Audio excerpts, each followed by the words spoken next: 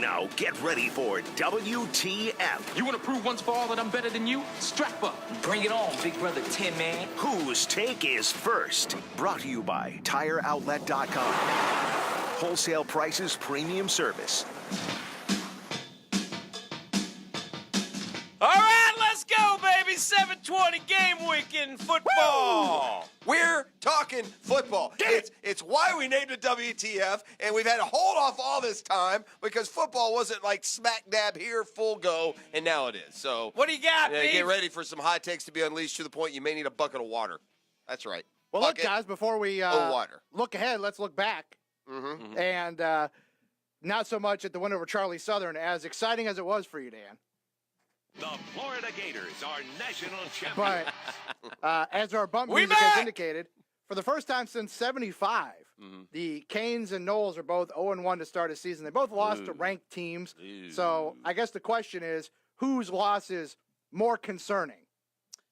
That's a good question. And I did it. Miami's lost 4 straight. And I think in that 10-0 run, they had a lot of great question. where the balls bounced the right way. So I'm actually going to go Miami on this one because I think Francois is a better quarterback than Rozier. I think FSU has some young talent. Miami does too, but I'm a little more concerned. I guess I'm a little more concerned about the Canes, quite honestly, and how they got pushed around. And they're very similar, but I think FSU still will have a better season than Miami. Too bad we're not playing ETN because I 100% would go with Florida State for a couple of reasons. One, they were playing a home game against a conference opponent that they should be at least somewhat familiar with. Yeah. In the very first game, the debut, show us what you got of a new coach. Yeah. So I think if you add all that, I'm not saying that I can draw out of these outcomes which team will have more wins at the end of the year or how they'll do against each other, but just to soak in the disappointment of the first weekend, I think it's magnified at FSU because this was the starter's gate for your next era, and look, it doesn't mean that it's going to be a barometer of everything that happens in the next however many years, but it couldn't be any worse. Whenever people that have been watching and following FSU and covering FSU for 20, 30 years, whenever now 2 of them, you and me, independent of each other, thought to ourselves, I'm not sure I've seen in 30 years FSU look as impotent without a reason, then it's a problem. And if FSU had opened with Samford this week instead of Virginia Tech, they would have rolled Samford and everything would have been hunky-dory. Same with Miami, though. You can say the same thing for Miami. Tech game. Yeah. Well, yeah. And listen, I think it's fair to say this. Virginia Tech ain't Clemson. No. You know, Virginia Tech's a nice team. They're a nice team. They have a year every now and then, but this isn't some perennial contender. It's not LSU. Well, Miami had a much tougher opener, dude. Miami now gets Savannah State, Toledo, FIU, and North Carolina. There's no reason why they shouldn't be 4-1 with FSU coming to town. And then we'll see. And we'll reevaluate. And what is that? Does FSU have a losable game before Miami? FSU has Syracuse after Samford. Where's the Syracuse game? Then they at Syracuse. Yeah. Then they got Northern Ill. Then they go to Louisville. And then they got Miami. Well, they should be okay, but be careful at Syracuse. They beat Clemson last year. Yeah. I mean, just here's the thing with FSU, Dan. I'll say, I'm sorry, I don't mean to cut you off. The way they lost last night, to me, makes any road game on the schedule, as we see it here today, losable. Well, it certainly shakes you up. You don't have a lot of belief in your football team. I'll say this too. We hammer FSU. We should give Fuente and Virginia Tech some credit. And maybe some guys are just. You wonder why Bud Foster never became a head coach, and maybe he just decided somewhere along the line he loved what he's doing so much and where he is, and he's happy with the amount of money he's making. That this is the perfect fit for me. I don't want to do anything else. But Bud Foster, I think he's been there 31 years. I was going to say, he's been at Virginia Tech forever. Coach Beamer left. Fuente was smart enough to keep him. And he's the MVP. I mean, he had a lot of freshmen and sophomores playing on defense, and they knew exactly where to go. They whipped their man. They played a magnificent defensive game. Bud Foster should get a game ball for last night, but I wonder why he never. I don't know enough about him. I think Spurrier tried one time. I remember if I'm not Spurrier mistaken, talking about him to for pry sure. him away from Blacksburg and Couldn't didn't do it. But anyway, hats off to Bud Foster and Virginia Tech. They were able to get it done. And Ty Wheatley's son, the Jaguars running backs coach, is a freshman at Virginia Tech. So yeah, I just I didn't.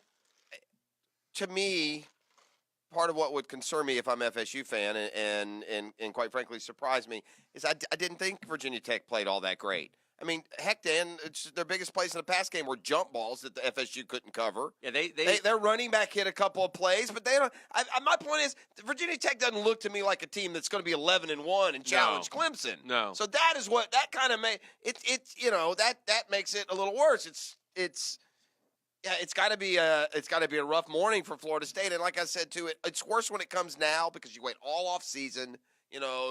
You muddle through signing day and recruiting and then you spring practice, you go to the spring game and then you're into the preseason and conference media days and you just build your excitement up. Yeah. You're the last game of the weekend, you're at prime time wearing those ridiculous, I blame the uniforms, told you, bad idea. Wearing those ridiculous black uniforms that have nothing to do with what FSU is all about. I told and my then son, you throw up all over your shoes. I told my son last night, I said, he's an FSU guy.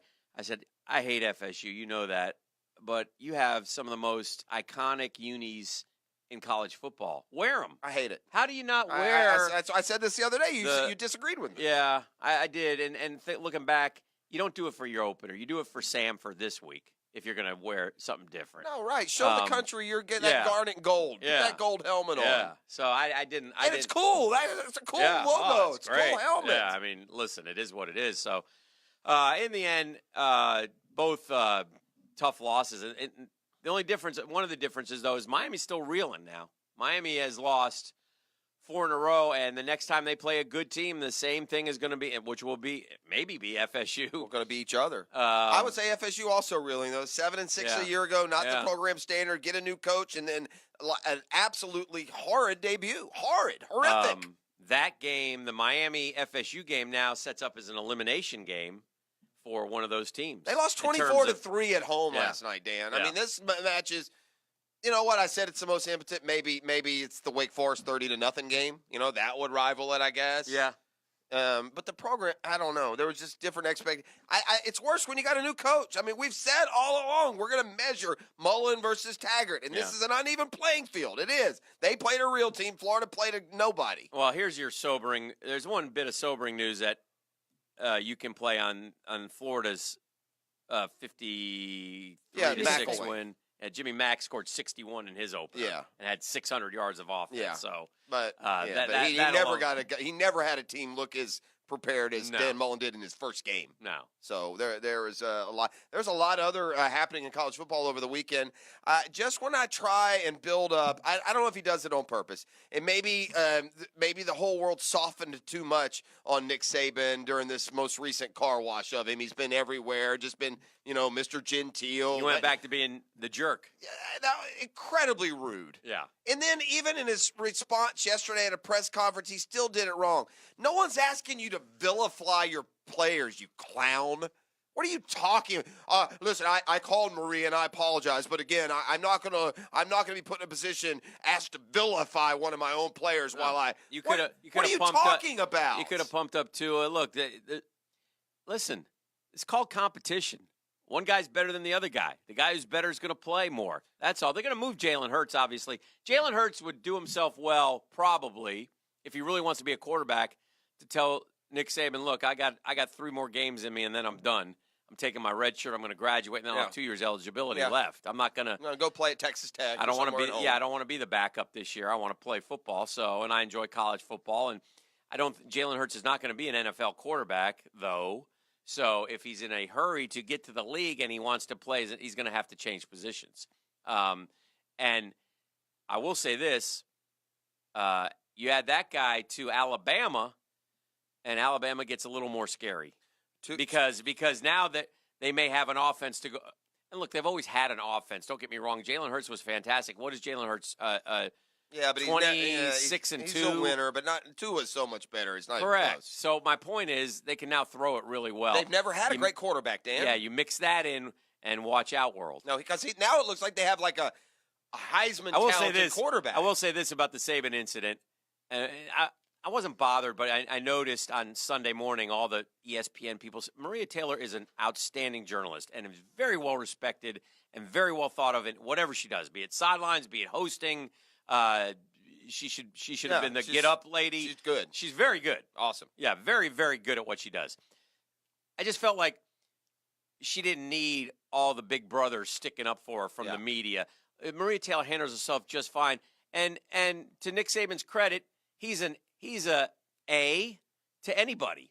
Doesn't matter if it's male, female, black, white, red, green. Nick Saban can be a major A, and he was that night to Maria Taylor. You know what, Dan? It would not have bothered me as much because sometimes it truly is a media creation, and the media truly does embellish and blow up and make an issue where there's not one. Nick Saban created this. He could have a week ago announced his starter, sure he and did. but by waiting and being Mr. Clever, then you demand the question be asked after the first game it was a again. fair question, legitimate question. And she didn't say it with any, No. and she didn't back down when Mr. Jackass snapped at her. Okay, fair enough. See you later, grumpy old man. Yeah. You know, you did just win by 37, Jack A. Yeah, I thought it was weak, and credit to her for the way she responded. And most importantly, it'd be nice if Nick Saban could realize he created that. He has created the constant questioning and quote vilifying of his players, not the media. Because like every other coach named a starter last week, Nick, but you had to be different, you know. And that, it came back to bite him PR-wise this weekend. All right, well, we got more talk coming up.